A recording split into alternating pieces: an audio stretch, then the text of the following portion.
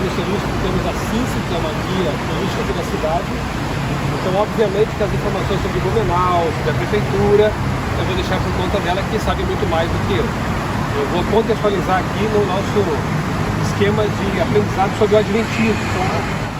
E Blumenau tem relação, sim, com os pioneiros também, como vocês verão, né? Para quem estão assistindo, nós estamos aqui com um grupo de quase 20 pessoas visitando os lugares históricos do Adventismo no Brasil. Santa Catarina é o berço do Adventismo no Brasil. Já vimos em Brusque. Vamos recapitular uma provinha? Quem foi Borchardt? Vou dar uma pista. O Brigão que atingiu lá um jovem na vila de Brusque, né, na colônia de alemães, fugiu para a Alemanha, encontrou missionários no caminho lá, talvez da Inglaterra. Esses missionários, usando o endereço do padrasto do Borchardt, como é que chamava o padrasto? Carlos Dreffick. Não chegamos no Hort ainda. Carlos Dreffick, né? Ele recebe o pacote, quando abre, tinha 10 revistas com a inscrição em alemão, que só ela vai dizer. Stimme der Wahrheit. É isso aí, Stimme der Wahrheit, né? Que é a voz da verdade. Recebe as revistas, começa a espalhar, o povo vai gostando do que estava lendo, né? Aí o Dreffick desiste, o Chick Widowski assume, depois o Dressler, aquele alcoólatra, ele troca revistas por cachaça nas vendas, e aí os pacotes, né, feitos com as páginas vão sendo espalhados, mais pessoas vão conhecendo a mensagem adventista, e assim chega um momento que a Igreja Mundial percebe que precisava mandar missionários para atender aos conversos, né? Então eles enviam primeiramente um comportor. Alguém lembra o nome? Stauffer. Augustus Bayer Stauffer. 1893, ele chega ao Brasil, começa a visitar as pessoas, comportar aqui, e então eles percebem que já havia conversos e pedem para o primeiro pastor que pisou no Brasil, pastor adventista, viesse para cá. Quem foi? Frank Westphal.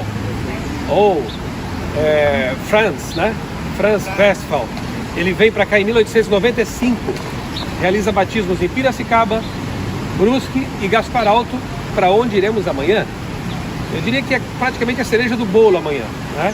Vai ser um dia maravilhoso, temos orado por isso e pedir ao Papai do Céu que também dê um dia, clima bom para a gente estar lá, né? E se tudo correr bem, um batismo no Riacho, onde foi feito o batismo de um pioneiro, o primeiro que guardou o sábado por leitura de literatura adventista. Quem foi? Casal Bels, Johanna e Wilhelm, ou Guilherme Bels, né? Eles são tidos como os pioneiros mesmo, né? Conversos aqui, porque já havia família Kimpel no Rio Grande do Sul, mas já veio convertida para o Brasil. Agora os Bels, eles foram os primeiros a aceitar essa mensagem. Muito bem, o que Blumenau tem que ver com a história de Brusque, de Gaspar Alto? Sobre Blumenau, o Dr. Hermann e outras coisas fica com a Cis, né? Porque ela é especialista nisso aqui. Para nós interessa o seguinte: coincidência, 1880. O que essa data importa para nós adventistas? 1880, o dia em que o ano que o pacote chegou e foi aberto. Foi o ano, se eu não estiver enganado, em que a colônia de Blumenau se tornou município. 1880. Só uma coincidência aqui, né? 1900. Wilhelm Bels filho. Guilherme tinha 6 filhos. Quando ele se converteu, os 3 casados não deram muita atenção para coisa, não, assim, pai, não é para nós isso aí. Eles gostavam lá de bailes, de beber, e não queriam mudar o estilo de vida, né? Os 3 mais novos, e tinha uma menina também, se converteram, né? Seguiram os passos do pai. Posteriormente, o filho dos 3 mais velhos, o Francisco, ele vai aceitar a mensagem, mas eu vou contar lá em Gaspar Alto, porque tem a ver com o Ribeirão. Me ajuda a lembrar, não deixa eu esquecer a história do Francisco Bels, que tornou-se pai do Rodolfo Bels e vô do Cláudio Bels. A história é mais conhecida da gente, mais contemporânea. Então o Wilhelm Bels, que era um dos mais novos, que tinha se convertido, ele mudou-se para Blumenau. Casou com a Frederica Lipp Bels, tiveram uma filha, ela se chamava Elsa Bels. Essa Elsa casou com um blumenauense chamado Franz Krebsky, que depois se converte e torna-se um dos fundadores da Igreja Central de Blumenau. Que nós conheceremos daqui a pouco ao irmos a pé para lá e conhecermos uma casa em Chaimel de verdade. Como assim você vai explicar? Isso aqui é uma imitação do estilo em Chaimel. Mas lá no pátio da igreja tem uma casinha que foi restaurada, né? Que é em Chaimel mesmo, né? Com armação de madeira, com preenchimento de tijolos à vista, né? O Reinhold Belz, também um dos filhos novos do Guilherme, que depois foi assassinado, inclusive, né? Depois eu conto a história dele, mas um homem muito consagrado, muito correto, tanto que ele foi escolhido para ser uma espécie de juiz regional ali. O Reinhold, ele era carpinteiro, ele vinha de Gaspar Alto, passava a semana aqui, se hospedava na casa do sobrinho, né, do Franz, e trabalhava como carpinteiro. Fim de semana voltava para Gaspar Alto para cuidar da igreja junto com seus parentes, certo? Eu creio que é basicamente isso. Então Blumenau tem alguma relação, né, com a história dos pioneiros. E com respeito ao estilo em Chaimel, que eu pesquisei um pouco também, que é bem interessante, remonta ao Império Romano, inclusive, né? Eu vou deixar para comentar lá, na Igreja Central. E agora eu passo a palavra então para a nossa guia, a Cici, que vai nos brindar aí com conhecimento sobre a cidade de Blumenau. Então tá. Bom dia, pessoal. Bom dia. Sejam bem-vindos à nossa cidade de Blumenau, né? Blumenau foi fundada em 2 de setembro de 1850.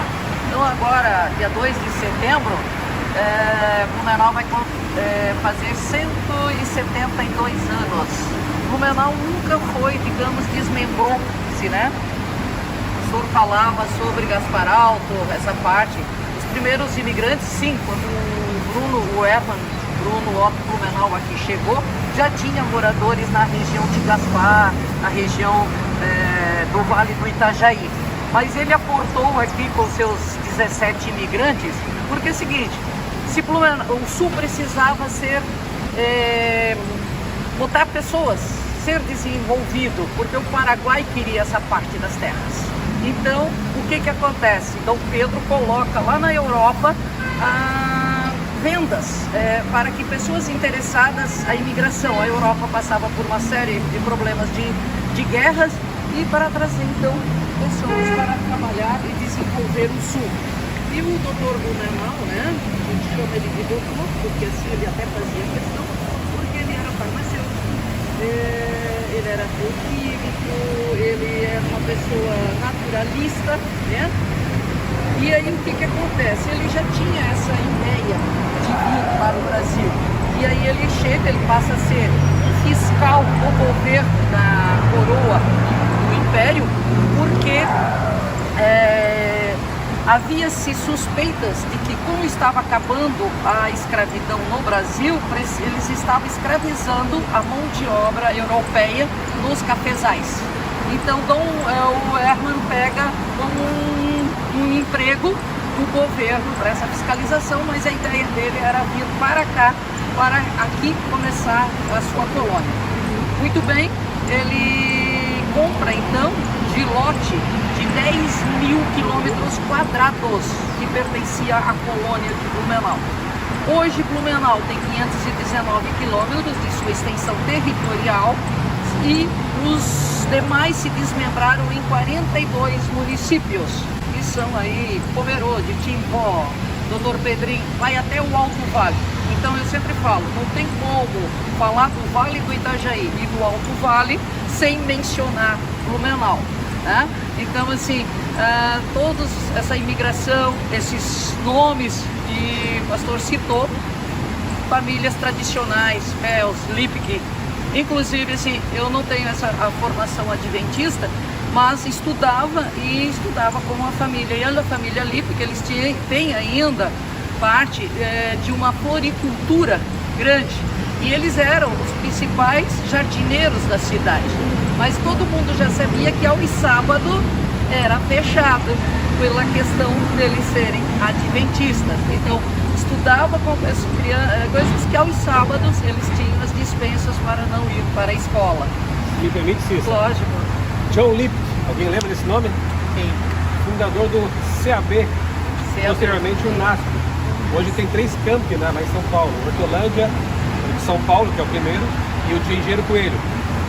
John Lipp, que foi um dos fundadores. John Lipp também foi aquele que trouxe dos Estados Unidos, do Emmanuel Missionary College, hoje a Andrews, trouxe um prelo doado pelos americanos, que foi o comecinho da CPB, da Casa Publicadora Brasileira. Hoje uma das 60 editoras adventistas do mundo, a maior do mundo entre as nossas, né? Fica lá em Tatuí, onde eu moro e trabalho. Então a família realmente é importante na nossa história, né? Lipp. Exatamente. Então essa questão toda, né, que foi, eu vi, pesquisei também um pouquinho para falar, meu Deus, eu tenho que achar alguma coisa sobre. Obrigado, viu? Quando a água começa a bater, você corre desesperadamente, né? Aí também tive aqui o registro de que o primeiro batismo ocorreu em setembro de 1936 e o primeiro templo então já começa a ter os planos de construção em 1939. Exatamente, né? Então assim, e a data de fundação acho que é 20 de fevereiro de 1960. Então essa troca, né? Como Deus é maravilhoso, fazer com que eu aprendi um pouco mais, algo que, porque às vezes não está dentro do dia a dia da gente, né? E a gente acaba às vezes não pesquisando. A gente acho que é sempre um grande mal, de repente a gente só busca aquilo que às vezes está dentro da viseira da gente, o que a gente precisa. Então muito obrigada aí por esse grupo, obrigada Janine por ter me permitido ter essa oportunidade de conhecer um pouco mais, porque Blumenau também, dentro do tempo do Adventismo, nós temos a maior escola, a nova escola que foi mudada a partir, acho que do ano passado, então de 500 e poucos alunos, deu um salto para quase 1000 e poucos alunos, então uma escola moderna, muito bonita, e esse ano na Páscoa em Blumenau, as crianças adventistas da escola, a árvore que fica no Parque Ramiro Ridiger, eles fizeram mais de 500 cartazes sobre o trabalho da Páscoa, então também isso foi bem legal. A prefeitura aqui ao fundo, ela é uma prefeitura relativamente moderna, ali da década de 80. Depois nós vamos conhecer a primeira lá no início da Rua 15, mas ela foi construída em estilo enxaimel, uma réplica do estilo enxaimel. Linda. Que está lá em cima, ó. Uma clara. Ela está aqui também. Engateada. É a mesma formato. Tá legal. A casa. Lá na frente nós vamos ter, a maioria da Rua 15 é uma arquitetura em arte déco, certo? Era o que na época na França, na Itália era o de mais moderno, certo? Então a Rua 15 sempre então foi a questão onde morava os empresários, o pessoal que comprava, porque pode ver, a maioria das casas começa embaixo, moradia em cima, né? Geralmente 2 pisos, máximo 3, como eu falei aqui.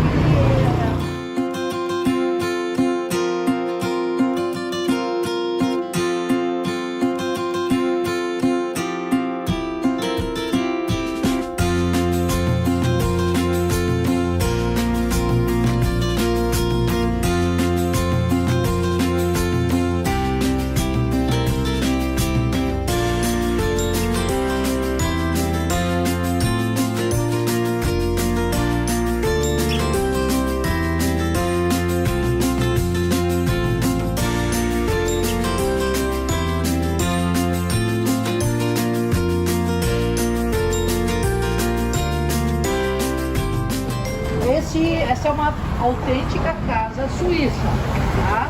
Toda madeira, a forma, tá? E sempre foi praticamente ótica.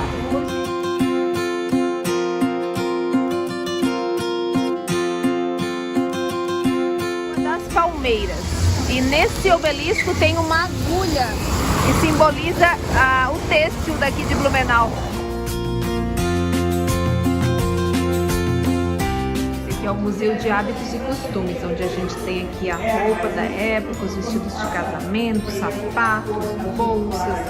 Também tem sala de brinquedos, roupas íntimas. Então mostra aí como que as pessoas se vestiam e viviam na época aí da inauguração de Blumenau. Nós estamos aqui no bairro Ribeirão Fresco, que é praticamente centro de Blumenau, onde fica localizada a igreja central de Blumenau, que é atrás dessa construção e atrás da Casa Garni, que é uma legítima construção estilo Enxaimel. Antes de falar da Casa Garni aqui, que pertence à igreja adventista aqui de Blumenau e foi restaurada por ela também, pela igreja, eu quero lembrar de duas datas interessantes. 1896, Adolfo Hort, lembram dele?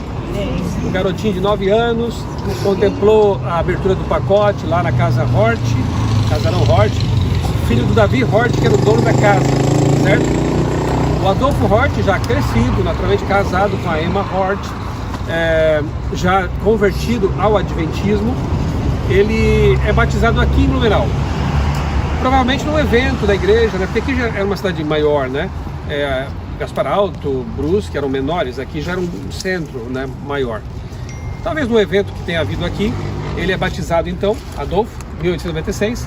Em 1897, Adolfo se muda para cá justamente por causa da perseguição que estava sofrendo dos parentes, dos luteranos ali em Brusque. Então, além do filho do Bels, que eu mencionei, né, o Wilhelm Bels, que se mudou para cá, também veio para cá o Adolfo Hort, certo? Aqui eu acho que é um bom lugar para a gente falar um pouquinho sobre as casas estilo Enxaimel, né? Se bem que amanhã em Gaspar Alto, se tudo correr bem, nós também poderemos ver uma casa em Enxaimel que foi construída com partes do Colégio Superior de Gaspar Alto, que era usado ali para formar, ali eram formados os missionários, né? Guilherme Stein Jr. trabalhou ali, foi professor e diretor. Essas construções não são invenção dos alemães. Então aqui uma primeira informação, né? São bem mais antigas. Os romanos, o Império Romano, naquele tempo lá já tinha construções em Enxaimel. Os alemães, eles aprendem esse estilo de construção no Império Romano e eles popularizam e disseminam esse tipo de construção. Então as casas em estilo Enxaimel, fora da Alemanha, a maior concentração de casas em Enxaimel fica em Pomerode. Por isso que nós incluímos aqui no passeio também domingo, né? Era uma passadinha lá em Pomerode. Como era feita a construção? A estrutura em madeira, que vocês veem ali, ela é aparente, né? Ela é montada sem um prego, tudo encaixado, certo? Eles então montavam a estrutura, madeira, e depois preenchiam os vãos ou com pedras, se houvesse pedras próximas aí da construção da casa, né?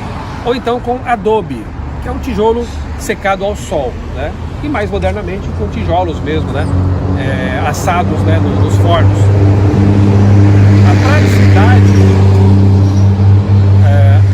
eram casas práticas de você, por exemplo, se eu quero mudar de local, eu vou para outro bairro, você tira todos os tijolos, as pedras, desmonta a armação de madeira, né, e leva para outro lugar.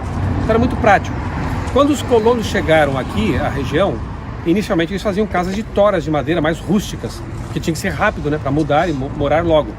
Mas com o tempo eles passaram a construir casas ou de alvenaria, como o Casarão Hort, com cal e areia, né, e adobe, ou então essas casas em Enxaimel, como essa aqui atrás.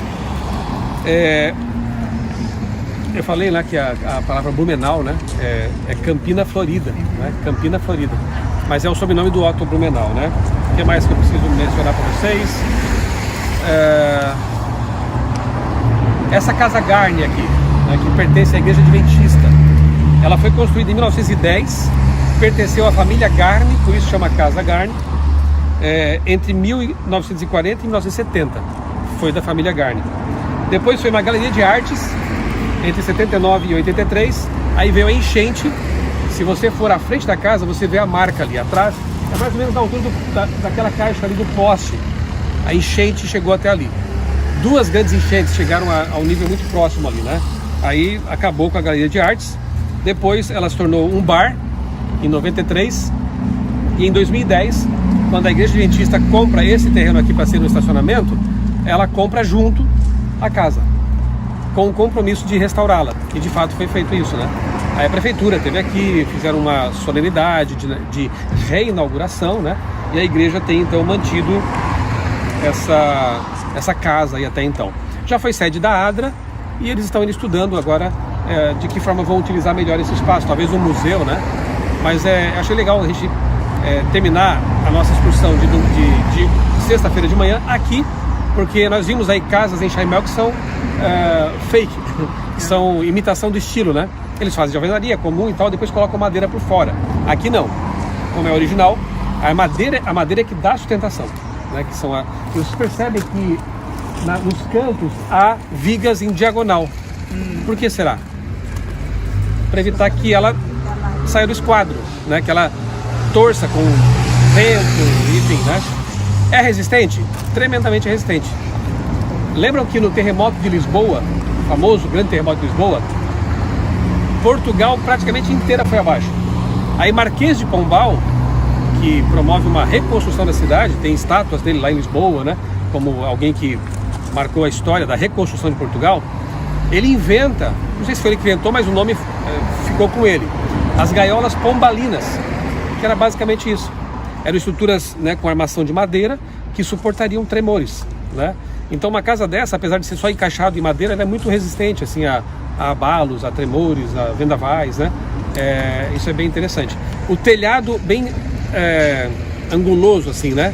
Eles trazem da Alemanha esse costume, sim, porque lá neva muito, a neve escorre, não acumula em cima, né? Peso. E aqui no Brasil não precisaria disso, né? No Blumenau não sei se já nevou alguma vez, mas eles trouxeram um padrão, um modelinho de lá, esse costume de fazer essas casas. Hoje há em Blumenau uma família, você encontra no YouTube os vídeos deles, que faz restaurações e construções também. Tem casais jovens que escolhem construir uma casa em Chaimel para manter a tradição e porque a prefeitura também dá estímulos, né? Isenção de IPTU, para manter essa tradição, né, germânica aqui em Blumenau.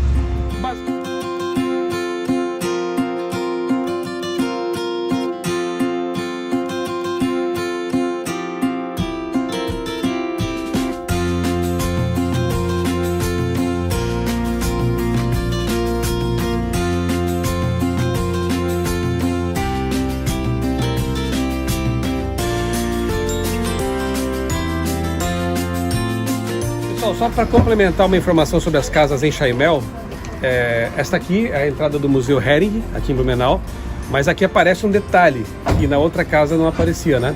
Percebam que eles colocavam números romanos, tá vendo ali? Nas madeiras. Por quê? Porque elas eram preparadas perto das árvores, né, onde tinha madeira para cortar. Lá eles marcavam com o número romano, tradição do Império Romano, né? Colocavam números romanos e depois remontavam esse Lego, digamos assim, né, no local do terreno que eles compraram. Facilitava depois para juntar as peças, né? Tudo marcado com numeração. Então vocês daqui para frente comecem a reparar nas casas que nós vamos ver ainda em Chaimel, como elas trazem essas marcas de números romanos na madeira, né? 26 polegadas de diâmetro, 4 alimentadores, já. Cada bloco desse aqui tece uma malha. Então, em cada volta desta máquina, ela tece 4 malhas. Hoje, as máquinas modernas têm 96 alimentadores. Então, elas fazem 96 malhas em cada volta. Isso dá 6 centímetros, mais ou menos, cada volta, né? E essa aqui fazia só 4 malhas, né? Que seria isso aqui que fez esse apresentamento? Essa malha.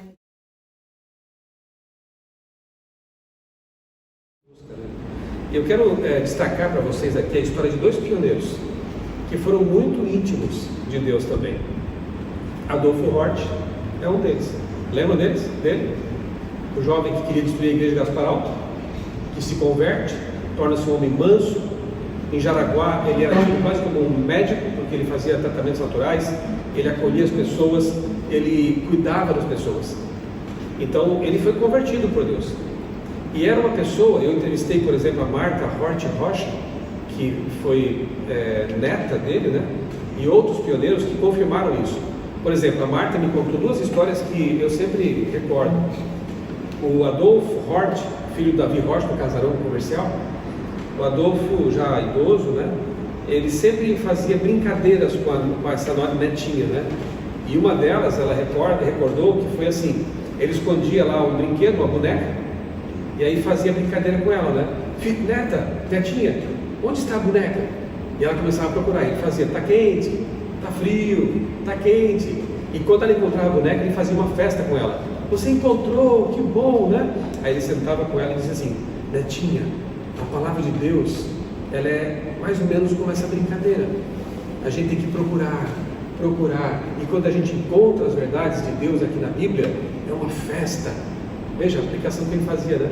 Na sua simplicidade. Noutra ocasião, ele estava consertando o telhado de casa ali, e a escada colocada ali, ele pediu para a netinha buscar uma caneca com água. Ele estava com sede. Netinha, Marta, por favor, busque água para o vovô. E para o opa, né? Sim. E aí ela foi buscar água, e ele disse: suba aqui para trazer para mim água. Mas vovô, eu tenho medo de subir esse cara, eu tenho medo de altura.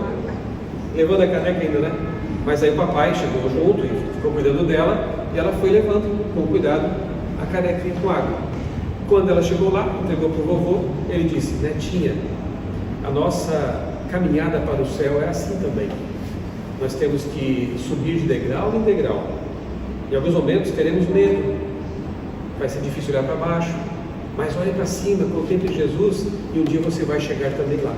Então ele fazia aplicações espirituais em cada circunstância, em coisas simples da vida, né? E eu entendo que isso é possível porque é uma pessoa que tinha uma intimidade com Deus, né? E a outra experiência, a segunda e última aqui, é a do pastor Graf. Lembra dele? Já falei algumas vezes, né? Ruprecht Graf foi o pastor que foi designado para trabalhar no Brasil. Se o Westphal trabalhava na Argentina, o Graf foi o nosso pastor aqui. Distrito dele qual era? Brasil. Ele estava aqui em Brusque, em Blumenau, aí recebia lá uma ligação pelo celular, ele recebia uma carta, né? Os irmãos da Bahia pedindo visita. Já pensou? Aí ele embarcava no avião, no aeroporto, de novo, jumentinha, né? Era a missão brasileira, né? Missão brasileira, todo o Brasil, né? Embarcava na jumentinha lá e ia para a Bahia para visitar irmãos, para pregar evangelho. Assim era a vida deles, né? Certa ocasião, o pastor Ruprecht Graf estava lá no Rio Grande do Sul, visitando, pregando, e retornando de um trabalho. Ele estava montado num jumentinho pela mata, e ele sabia que havia uma bifurcação e ele precisava ir para a direita naquela ocasião, mas o jumentinho insistia em ir para a esquerda, e ele forçava, mas o jumentinho ia para a esquerda. Chega um momento que ele disse assim para o bichinho: ok, vá para onde você quer ir, eu não quero ser como balão, e deixou o jumentinho livre. O bichinho foi caminhando, de repente chega numa clareira, uma casa de madeira humilde no meio da clareira. Ele chega ali, o bichinho para, ele desembarca, né? Desmonta, apeia, não sei se o jumento nem apeia, cavalo a gente apeia, né? Ele então vai até a porta, bate, se identifica: eu sou um pastor adventista, meu nome é Ruprecht Graf. A senhora diz: pastor adventista, nós estamos há meses orando para que um pastor viesse nos visitar, porque estamos preparados para o batismo. Emocionante. Essa é uma entre muitas histórias de homens e mulheres que eram íntimos de Deus e que por isso foram usados poderosamente por Deus, sendo guiados, sendo conduzidos, realizando milagres. No livro que vocês ganharam tem outras histórias, eu não vou contá-las para não perder a graça da leitura, né? Mas que Deus nos ajude a ser como essas pessoas, a ser como Moisés, a ser como Enoque, como Elias, como João, como Pedro, como Paulo, ter intimidade com Deus a ponto de ser guiados, ouvir a voz dele e saber quando é Deus nos mandando fazer uma missão, cumprir uma missão, levar salvação às pessoas. Então que possamos tirar lições dessas histórias, dessas pessoas, e quando terminar nossa aventura aqui, né, levar conosco também o exemplo dos bravos pioneiros, que, como eu já disse, tinham tão pouco e fizeram tanto para Deus. Nós temos muito mais, possamos fazer mais ainda para o nosso Deus também.